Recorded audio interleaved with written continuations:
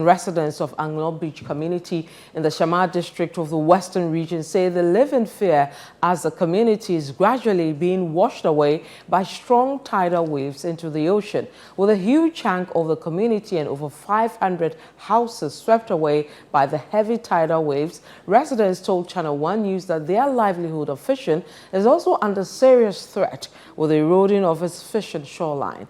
Our Western regional correspondent Akwese Jainim has more from Anlo community in the Shamar district. For over 2 decades now, the Anlo community in the Shamar district of the Western region has been battling with tidal wave destruction, which has generally affected every facet of the community life. One of the key sources of livelihood over here in the Shamar Anlo Beach is the issue of a commodity tree like the coconut you see over here.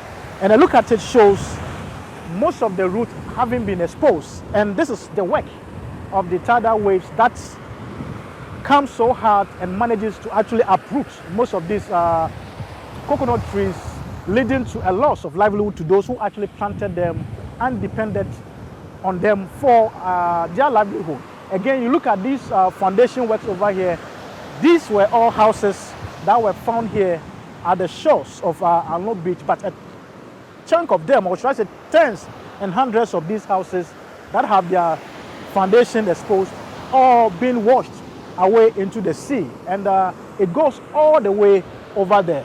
Occupants of these houses, which have been lost to the sea because of the tidal waves, today say they have become homeless. Then what you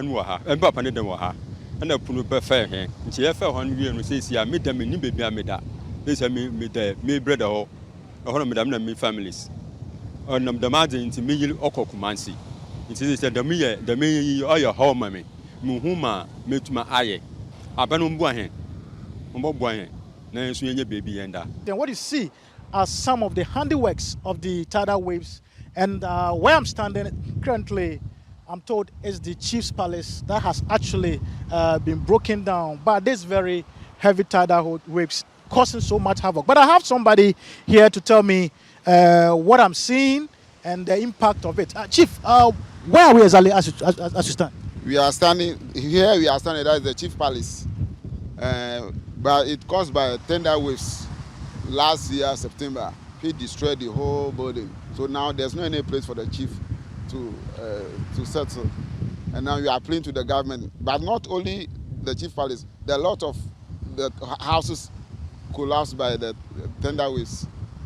When we are appealing to the government to assist us, government and then non-governmental organizations to assist us to rebuild our town and then the chief palace too. So currently, when there are issues to be settled by the community, the chief, where does it sit to settle those issues? There's no any place now to settle any issue, so there's no any place again. There were a lot of houses around this place before the tidal wave started around 1995-96, and then it became very intense in 2017-2018, where about 500 houses was lost within one particular year, and then that has persisted. In every year, about 200 houses we lost in this community. I can tell you, if you look at the distance from here to the sea, we have lost about 1 kilometer away. Because those days, all these places, we used to be a lot of buildings here, and there are a hill of coconut trees around this area before we even get to the beach side. So currently, I would say the impact, so much so that, the entire community is about a fishing area, and then even to cast their net and then to pull it ashore has become a problem. So it has really impacted on the livelihood of the people. The impact of the tidal waves here in the Anlo Beach community is far and wide. As you can see, this happens to be one of the basic schools that actually used to serve the community. But as we speak, because of the tidal waves and its impact that actually removed the building's roof, the community has actually lost this very structure to the tidal waves, and no school activity is currently happening here. This was a very big school, and we were then running even shift. But the tidal waves had destroyed the school, so that waves get into the classrooms. Therefore, we have to relocate the children to a safer place for the school to go on smoothly. It has really disturbed the school because as at now, the children don't have permanent place to school. The classes are in the church buildings, and then every Saturday they have to repack the tables, and then the church will go on Sunday, and do that sort of thing, making the lifespan of the tables and the chairs also becoming shorter. A community that largely depends on fishing over here in the Shama district, and as you can see, these are fishermen trying to pull a net that they cast to see the quantity of fish that they manage to actually catch here.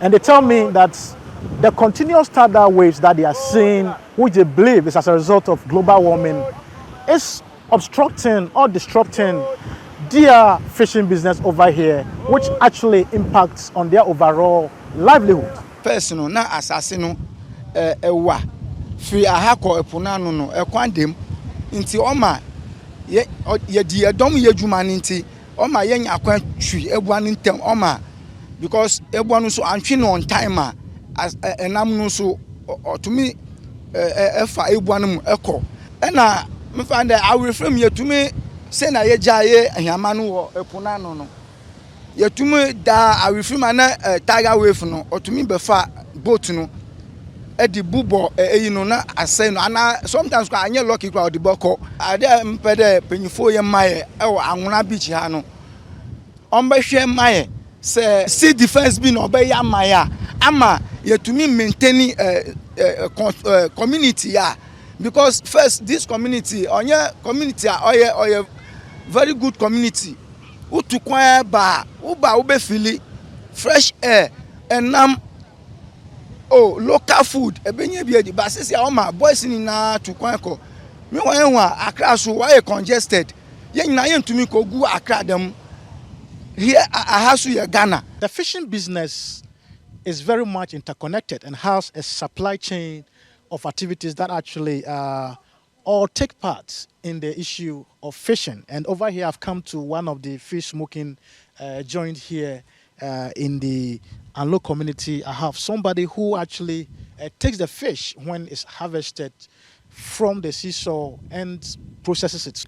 First, na hano oye pa wanya nam ya kompa no so ya nam ya to na bu no so okofom ya ba so ya so ya di kokoma ya so ya tonma aguafo no so ya so ya tido sisi ala onti da mu bio mo boko se wadina mu bram kentene bi na mede kugwada kentene bi ya oye 6 million mo koton no so 6 million on so mediba ne kaw sheda amina muku na mu from na ya ho doso abi musu wo school da muske ya so na mutubi mede mo no school nti mo bokaw nti ni nya so ya hawmam wo fie ka je obi ni bosa na olukofum na yelidi na olukofum. This is the main well that serves the Anlo community, and I'm told that despite the importance of this very well that serves the community as their main source of water over here, whenever the tidal waves comes up here, some actually gets into the well. That's actually I know jujim. Kaka jufia zava gramata makava jujimu. Ifia na kufia. As the so kunya. Maka jujimu na mi.